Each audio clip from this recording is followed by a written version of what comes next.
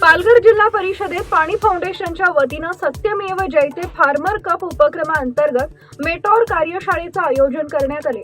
या कार्यशाळेत शेतकरी संघटन अधिक सक्षम करून गट शक्तीच्या माध्यमातून शाश्वत आणि आधुनिक शेतीला प्रोत्साहन देण्यावर विशेष भर देण्यात आला।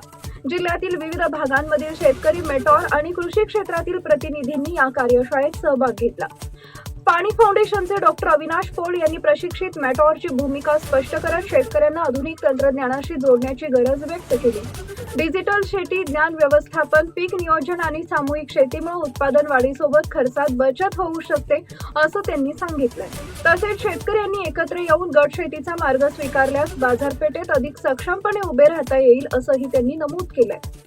मुख्य कार्यकारी अधिकारी मनोज रानडे यांनी बदलत्या हवामान आणि कृषी परिस्थितीचा सामना करण्यासाठी आधुनिक तंत्रज्ञानाचा वापर आवश्यक असल्याचं सांगितलंय। या उपक्रमामुळे पालघर जिल्ह्यात शाश्वत शेती आणि शेतकरी सक्षमीकरणाला मोठी चालना मिळणार असल्याचा विश्वास व्यक्त करण्यात आलाय। टाइम्स ऑफ महाराष्ट्र न्यूजसाठी पालघर जिल्हा प्रतिनिधी निलेश गावंडे यांचा रिपोर्ट।